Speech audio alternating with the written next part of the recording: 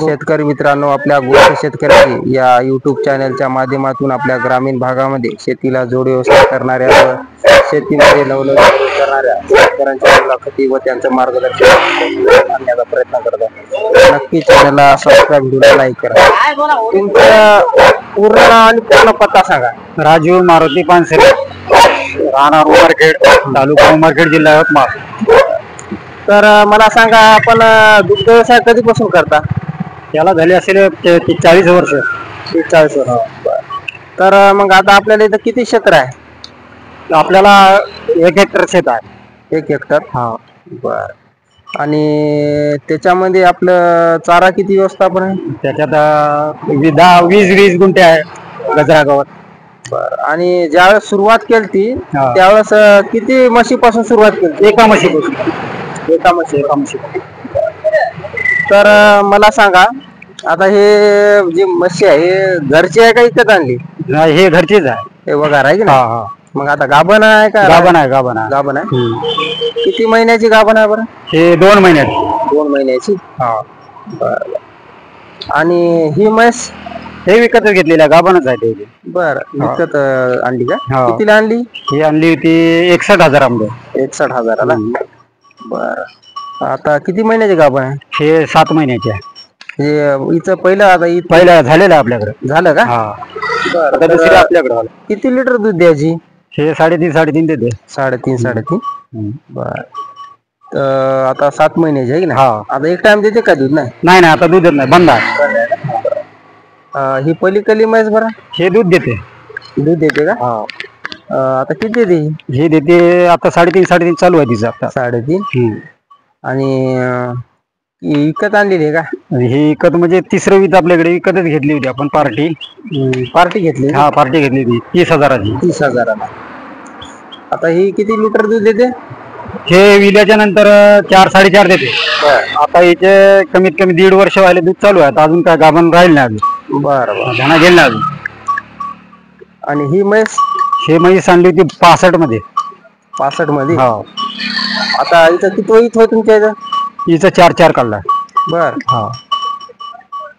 ही म्हशी कुठून शेतकऱ्याकडून आणल्या का? नाही, किनवटला मोठा हे काय? नाही, खेड्यामधून आणली. खेड्यामधून. आणि ही म्हैस हे आता घेतलेली आहे. 60,000 घेतली. कितीला? 60 ना. गाभण आहे का दूध? नाही, आता विली का? किती द्यायली दूध आता? आता हे 3 द्यायली. 3. बर. तर बघू शकता शेतकरी मित्रांनो, यांनी कमी खर्चामध्ये दुग्ध व्यवसाय कशा प्रकारे केलेला आहे. इथं यांचं घर आहे राहण्यासाठी आणि इथं गोठा व्यवस्थापन यांनी केलेलं आहे. तर बघू शकता कमी खर्चामध्ये मस्त नियोजन.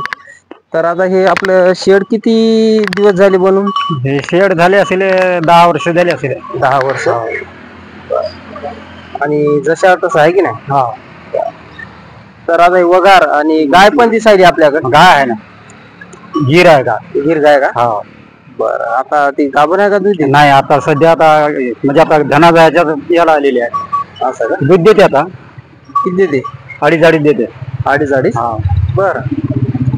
आणि मला सांगा, आता आपण एकंदरीत इतक्या म्हशी आता किती दूध निघते आपलं? आता सध्या कमी झालं नाही तर आपलं 30, 35, 40 पर्यंत जाते. बरं. मग दूध डेअरीला देता? डेअरीला. तर काय फॅट लागते सरासरी? फॅट नाही, आम्ही सरासरी ठोक भावात देऊन टाकतो. ठोक भाव. आणि किती हप्ता येत गेला? हप्ता आता दूध कमी झाला आता, नाहीतर आपला 15-20 हजाराच्या जवळपास येत होता. बरं. आणि यांचं म्हणजे ढेप वगैरे काय? ढेप आहे ना. किती देता? एका म्हशीला सकाळी 1 किलो, संध्याकाळी 1 किलो. 1 किलो. तर मग आपलं ढेप वगैरे खर्च जाता किती महिन्याला उरत गेली? आता तसा बजेट पाहिला तर आम्ही अर्ध्याला अर्ध उरते. निम्मे. बरोबर. तर बघू शकता शेतकरी मित्रांनो, यांचा 30 वर्षाचा अनुभव आणि कमी खर्चामध्ये दुग्ध व्यवसाय केलेला आहे.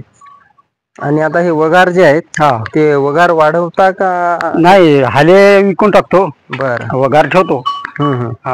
घरीच वाढवायचे? घरी वाढवायचे. आणि मला सांगा, आता हे दुग्ध व्यवसाय केला, काही अडचणी दुग्ध व्यवसाय म्हैस पण? नाही, काय अडचण. गाभण जातानी नाही, हे करतानी काय अडचण. बरं. तर बघू शकता शेतकरी मित्रांनो, मस्त कमी खर्चात असं नियोजन यांनी केलेलं आहे. आणि आपल्याला चारा किती आहे, म्हणजे चारा क्षेत्र 20 गुंठे आहे. 20 गुंठे. 20 गुंठे बर. आणि आपल्याकडं चारा कोडे इकडे आहे का पाठीमाग? पाठीमाग आहे. ते तिकडे आहे गजरा. तर शेतकरी मित्रांनो बघू शकता कमी या समोर समोर असं त्याला समोर घे. इकडून दिसते कमी जागेमध्ये इकडून तुम्हाला ते दाखवतो. गजरा आहे. ते गजर आहे की नाही? हा ते गजरा आहे. हा. समोर त्याला अजून पूर्ण दिसते. हा. ते गजरा आहे सगळं. ते बघू शकता तिकडे हा. गजर आहे पूर्ण हा जनावरांना. आणि हे चारा पण आता दुसरीकडे हा. की नाही शेतात. बर. हे आपल्याकडे कुटी मशीन पण आहे. कुठे मशीन द्या. बर. आता हे कुटी मशीन कधी घेतली बरं? हिला झाले 6 महिने. हे ऑनलाईन बोलवली. ऑनलाईन? हा कळम. कळम का? कितीला पडली? 31,000. 30,000. 31,100. बर. आता हे चारा नियोजन कसं करता? आता हे काढल्यानंतर ह्याला कुठे आम्ही डायरेक्ट टाकतो गव्हाणी मध्ये. टोपल्यानं भरायची आणि गव्हाणी टाकून द्यायची. टाकून द्या.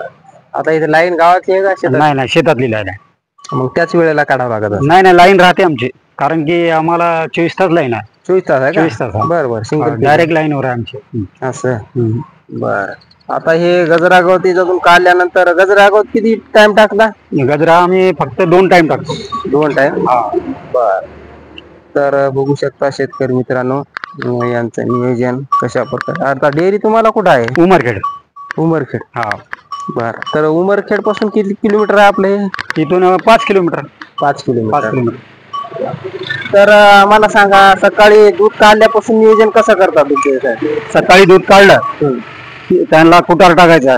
कोणता हरभऱ्याचा असो किंवा सोयाबीनचा. एक टाइम कुटार, एक टाइम कडब्याची कुटी. बर. पुन्हा नंतर 2 टाइम गजरा कुटी. हा. हा. आणि मग संध्याकाळचं? संध्याकाळी कुटार. कुटार. हा. बर. तर बघू शकता शेतकरी मित्रांनो यांनी कमी खर्चामध्ये कशा प्रकारे नियोजन संपूर्ण माहिती आपल्याला सांगलेलीच आहे. तर आपल्या चॅनलवर नवीन असाल तर चॅनलला सबस्क्राईब, व्हिडिओला लाईक करा आणि फेसबुक पेजला फॉलो करा. जय जवान जय किसान.